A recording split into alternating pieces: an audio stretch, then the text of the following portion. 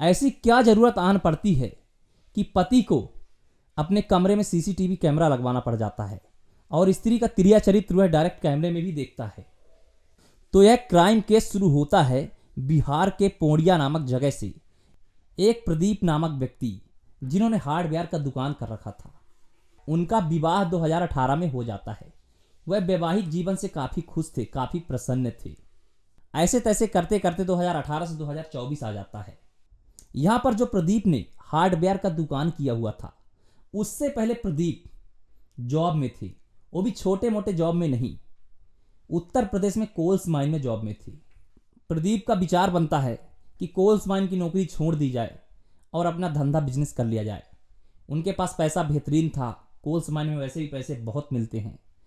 तब प्रदीप ने उत्तर प्रदेश से शिफ्ट होकर अपने पोड़िया नामक जगह पर हार्डवेयर का दुकान कर लिया और ऐशो आराम के लिए नौकर चाकर भी रख दिए। दुकान बेहतरीन चल रहा था और इनका सामान्य जीवन बेहतरीन तरीके से चल रहा था, दाम्पत्य जीवन बेहतरीन था। प्रदीप और उसकी पत्नी अपने बेबी का भी परवरिश करते थे। इस तरीके से दाम्पत्य जीवन बेहतरीन था। प्रदीप रोज दुकान चले जाया करता था। अब यह प्रदीप का क्राइम केस ऐसा यू टर्न लेने वाला है जो आपके सोच से भी परे होगा, तो ध्यान लगाकर सुनिए। हर दिन की तरह आज भी सामान्य दिन था। सुबह सुबह नौकरानी अपने काम पर आती है। जब वह दरवाजा खोलती है तो उसके मुंह से चीखें निकल जाती है। देखते ही प्रदीप फर्श पर गिरा हुआ है, उसके सर से खून निकल रहा है, उसके चेहरे से खून निकल रहा है, वह बेहोश अवस्था में है। देखती है उसकी पत्नी सीतम भी वहीं पर बेहोश अवस्था में पड़ी हुई है। उसके बाद नौकरानी जोर से चीखती है।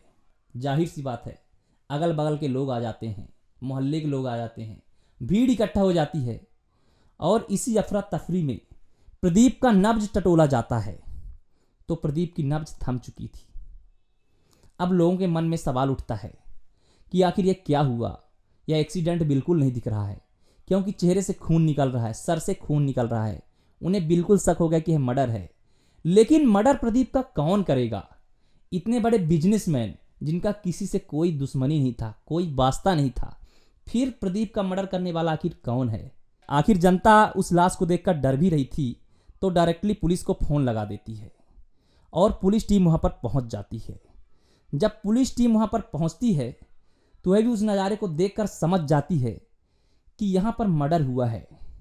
यह बिल्कुल भी एक्सीडेंटल केस नहीं लगता। देखते हैं कि उसकी पत्नी वहां पर बेहोश पड़ी हुई है। उसके पत्नी को हॉस्पिटल में भर्ती करवाया जाता है।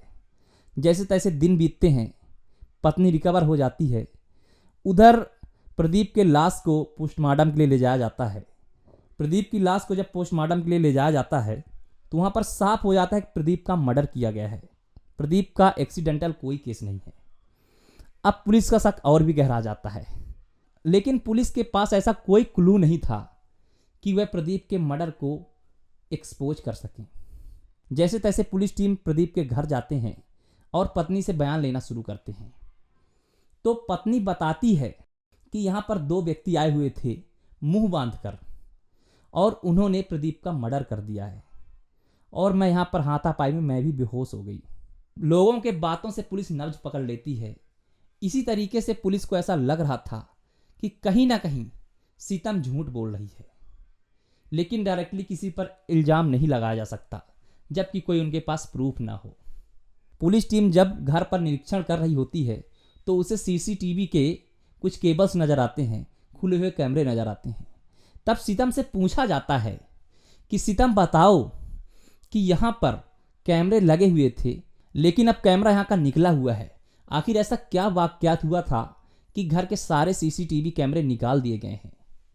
तब सीतम कहती है कि हमें कैमरों की कोई आवश्यकता नहीं थी, इसलिए हमने कैमरों को निकाल दिया है। तब पुलिस सख्ती से पूछती है कि ये बताओ, कैमरे तो सुरक्षा के लिहाज से आपके सहायक होते हैं, लेकिन आप कैमरे को निकालने के लिए विरोध क्यों कर रही हैं? तो पत्नी कहती है लोगों का मानना था कि कैमरा में देखा ताकि ताका झांकी बेहतरीन अच्छा नहीं माना जाता, और यही चीज़ मोहल्ले के लोग भी कहते थे और कुछ लोगों का कहना था, इसलिए हमने कैमरे को निकलवा दिया है। इस तरीके की बेतुकी बात को सुनकर पुलिस के दिमाग में कहीं ना कहीं कुछ सवाल चलने लगते हैं। तब पुलिस दल नौकरानी से पूछती है कि आखिर बताओ, आखिर यहाँ पर हुआ क्या था, तुम ही वास्तविकता को बता सकती हो और इस क्राइम केस में हमारा साथ दे सकती हो। तब नौकरानी थोड़ी सी सहमती है, लेकिन वह जो बताती है उससे कुछ ऐसा चीज एक्सपोज हो जाता है जो कि सभी के सोच से परे था। यहीं से कुछ पुलिस को रास्ते भी मिलने शुरू हो जाते हैं। लेकिन अभी यहां भी कहानी रुकी नहीं थी, अभी और भी कुछ एक्सपोज होने वाला था। जब पुलिस को नौकरानी बताती है कि मालिक का और सीतम का झगड़ा बीच बीच में चलता रहता था। वह झगड़ा क्या था? तो वह बताती है कि इन दोनों के बीच खिटपिट इसलिए होती थी कि सीतम कहीं ना कहीं किसी दूसरे व्यक्ति से संपर्क में थी, इसलिए मालिक हमेशा समझाया करते थे कि ये काम तुम छोड़ दो।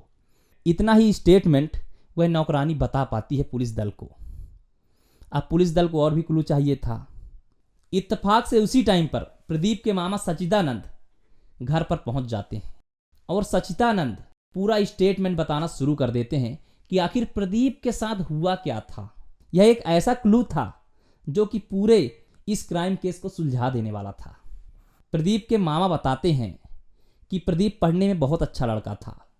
उसने पहले बीटेक किया, उसके बाद एमटेक किया, उसके बाद इसकी कोल्स माइन में नौकरी भी लग गई। ये यूपी में पदस्थ था कोल्स माइंस कंपनी में।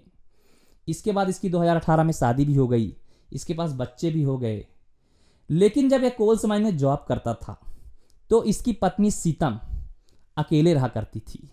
सीतम और प्रदीप के बीच क्या बीती उस बात का जिक्र प्रदीप ने मुझसे किया था, क्योंकि वह बेहद परेशान रहता था। तो प्रदीप ने बताया, जब मैं 2018 में शादी करने के बाद उत्तर प्रदेश में पदस्थ था, प्रदीप रोज की तरह अपने नौकरी पर चला जाता था। अब सीतम के पास सिर्फ मोबाइल फ़ोन था, मोबाइल एक सहारा था। तो उसने हर सोशल मीडिया पर अपना प्रोफाइल बना लिया जो कि नामी थे। ऐसे तैसे दिन बीतते चले गए और धीरे धीरे सीतम का मुलाकात एक लड़के से हो जाता है। यूं कहे सीतम की दोस्ती हो जाती है। धीरे धीरे जो ये दोस्ती थी इतनी नज़दीकियों में तब्दील हो जाती है कि जो वह लड़का था वह सीतम के घर आने लगा, जो कि वह मकान था जहां पर प्रदीप और सीतम रहा करते थे और प्रदीप वहां से ड्यूटी करने जाता था। यह कहानी उसी मकान की है। तो वहां तक वह लड़का सोशल मीडिया के माध्यम से सीतम से मिलने पहुंच जाता है। धीरे धीरे सीतम और उस लड़के के बीच अवैध संबंध भी होने लगते हैं, यूं कहें अफेयर चलने लगता है। अब वक्त बीतता है, कुछ साल बीत जाते हैं। धीरे धीरे प्रदीप की दोस्ती अगल बगल के लोगों से भी हो जाती है। जब वह फैमिलियर हो जाता है अगल बगल के लोगों से, तो धीरे धीरे प्रदीप को बताते हैं कि तुम्हारे घर में एक अनजान लड़का आया करता है सीतम के पास। तब प्रदीप के मन में टेंशन बन जाता है और एक ही सवाल चलने लगता है कि आखिर सीतम ने मेरे साथ ऐसा क्या किया, मुझ में ऐसी क्या कमी थी। मैं एक होनहार लड़का था, आज मैं कोल्स माइन में नौकरी कर रहा हूं, लेकिन सीतम क्या गुल खिला रही है। अब उसका मन काम में नहीं लगता था। उसको बस कैसे भी करके रंगे हाथों पकड़ना था उस लड़के को। वह काम करने जाता था, काम में बिल्कुल मन नहीं लगता था। उसका दिमाग बस यही था, सीतम क्या कर रही होगी, उस लड़के के साथ क्या गुल खिला रही होगी, यही सब चीज़ें उसके मन में चलता रहता था। उसके बाद एक दिन वह नौकरी के बीच में ही अपने घर पहुंच जाता है और सीतम को और उस लड़के को रंगे हाथों पकड़ लेता है। कोई यहाँ पर दूसरा पति होता तो तुरंत अपनी औरत को तलाक दे देता, लेकिन यहाँ पर प्रदीप ने ऐसा कुछ नहीं किया। उसने सीतम को समझाया, सीतम यह गलत बात है, तुम ऐसा काम बिल्कुल ना करो। और सीतम भी हामी भर देती है कि हाँ ठीक है, आज के बाद मैं ऐसी गलती नहीं दोहराऊंगी। लेकिन अब यह गलती तो हो चुकी थी। अब प्रदीप का मन नहीं लग रहा था काम पर, तो उसे लगा कि यहाँ पर मैं क्या कर रहा हूँ, 12-12 घंटे मैं यहाँ से चला जाता हूँ और सीतम अकेली रहती है, तो ऐसा क्या कर लिया जाए कि सीतम मेरे साथ रहे। तो वह नौकरी छोड़ने का डिसीजन लेता है और सोचता है मेरे पास काफ़ी पैसे भी हैं, अब मैं कोई दुकान कर लेता हूँ जिसे सीतम भी मेरे साथ रहेगी और ऐसे आपत्तिजनक स्थितियों को दोबारा पनपने का मौका नहीं देगी। तो प्रदीप नौकरी से रिजाइन कर देता है और अपने बिहार वापस आ जाता है और वहीं पर हार्डवेयर का दुकान कर लेता है।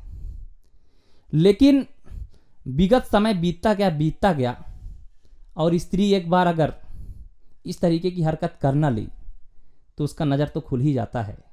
यहाँ दो तरीके की स्त्रियाँ होती हैं और पुरुष भी ऐसे होते हैं। तो स्त्री का तिरिया चरित्र दिखना धीरे धीरे प्रारंभ हो जाता है। और वहाँ पर जो प्रदीप ने एक दूध वाले लड़के को लगाया था जिसका नाम था नितेश, धीरे धीरे नितेश से फिर से पुनः सीतम का संबंध बन जाता है। अब दोस्ती इन दोनों का प्यार में फिर से तब्दील हो जाता है और नितेश लगातार प्रदीप के घर आना शुरू कर देता है, सीतम से मिलना शुरू कर देता है। अब इसकी भनक जो है तो प्रदीप को लग जाती है। इसी वजह से वह घर में सीसीटीवी कैमरा लगवा देता है ताकि अगर कोई भी गलती सीतम करे तो सीसीटीवी में पकड़ जाए। लेकिन स्त्री का तिरिया चरित्र जो होता है वह उस सीसीटीवी को हटवा देता है। कहता मैं क्या ऐसी काम कर सकती हूँ, ऐसी घटिया हरकत कर सकती हूँ। फिर से पति मान जाता है जैसे कि उसने पहले भी मान लिया था, जबकि यहाँ भी उसने नितेश को अपने पत्नी से बातें करते ऐसे स्थिति में देखा था। चाहता तो तलाक दे देता, लेकिन कहते हैं दो टाइप के लोग होते हैं जो कड़े फैसले नहीं ले पाते। उसी में से प्रदीप भी था। काश वह उसे तलाक दे दिया होता समय से पहले तो शायद आज वह मृत नहीं होता। लेकिन प्रदीप भी कहीं ना कहीं सही था। उसका कहना था कि छोटे छोटे बच्चे हैं, इनकी परवरिश कौन करेगा। अपने मामा सच्चिदानंद को यह स्टोरी बताया करता था। यह उनके मामा सच्चिदानंद की ही जुबानी है जो मैं आपको बोल रहा हूँ। और जब इतना बात सच्चिदानंद पुलिस को बताते हैं तो पुलिस को पूरा डाउट साफ हो जाता है। अब सीतम से सख्ती से पूछा जाता है कि आखिर तुमने प्रदीप के साथ क्या किया है। तो अंततः सीतम सब कुछ बोल डालती है और बताती है कि प्रदीप हमारे बीच में आ रहा था। ये हम दोनों के बीच में एक बाधा था, यूं कहें बाधक था, यूं कहें दीवार था।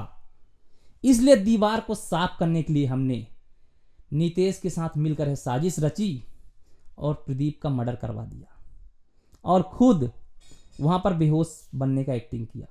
इस क्राइम के केस को बताने का उद्देश्य किसी की भावनाओं को आहत करना बिल्कुल भी नहीं था, बल्कि आप सभी को जागरूक करना है ताकि ऐसे मूवमेंट को अगर आप सुन के रखे हुए हैं तो आप इससे कुछ सीखेंगे और आप अपने घर में कोई ऐसे गलतियों को नहीं पनपने देंगे। तो मैं मिलता हूं ऐसे किसी अगले क्राइम केस पर। तब तक के लिए आपका दोस्त, आपका होस्ट आशीष अलाइव लेता है आपसे विदा। धन्यवाद।